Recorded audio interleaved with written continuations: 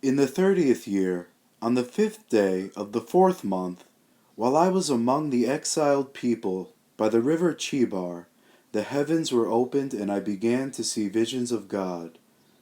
On the 5th day of the month, that is, in the 5th year of the exile of King Jehoiakim, the word of Jehovah came to Ezekiel, son of Buzi, the priest, by the river Chebar, in the land of the Chaldeans. There the hand of Jehovah came upon him. As I was looking, I saw a tempestuous wind coming from the north, and there was a huge cloud and flashing fire, surrounded by a bright light. And from the midst of the fire was something that looked like electrum. Within it were what looked like 4 living creatures, and the appearance of each one was like that of a human. Each one had 4 faces and 4 wings. Their feet were straight, and the soles of their feet were like those of a calf, and they were shining like the glow of burnished copper. They had human hands under their wings, on all 4 sides, and the 4 of them had faces and wings. Their wings were touching one another. They would not turn when they went. They would each go straight forward. Their faces had this appearance. Each of the 4 had a man's face, with a lion's face on the right, a bull's face on the left, and each of the 4 had an eagle's face.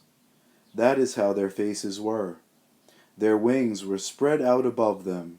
Each had 2 wings that were touching one another, and 2 wings covering their bodies. They would each go straight forward, going wherever the Spirit would incline them to go. They would not turn as they went. And the living creatures had the appearance of burning coals of fire, and something that looked like torches of bright fire were moving back and forth between the living creatures, and lightning was flashing out from the fire. And when the living creatures would go forth and return, their movement had the appearance of flashes of lightning. As I was watching the living creatures, I saw 1 wheel on the earth beside each of the living creatures with 4 faces. The wheels and their structure appeared to glow like chrysolite, and the 4 of them looked alike. Their appearance and structure looked as though a wheel were within a wheel. When they moved, they could go in any of the 4 directions without turning as they went. Their rims were so high that they inspired awe, and the rims of all 4 were full of eyes all around. Whenever the living creatures moved, the wheels would move along with them, and when the living creatures were lifted up from the earth, the wheels would also be lifted up. They would go where the Spirit inclined them to go, wherever the Spirit went. The wheels would be lifted up together with them, for the Spirit operating on the living creatures was also in the wheels.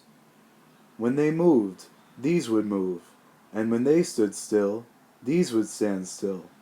And when they were lifted up from the earth, the wheels would be lifted up together with them, for the Spirit operating on the living creatures was also in the wheels.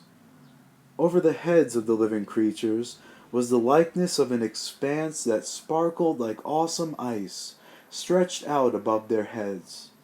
Under the expanse their wings were straight, one to the other. Each one had 2 wings for covering one side of their bodies, and 2 for covering the other side. When I heard the sound of their wings, it was like a sound of rushing waters, like the sound of the Almighty. When they moved, it was like the sound of an army. When they stood still, they would let their wings down. There was a voice above the expanse over their heads. When they stood still, they would let their wings down.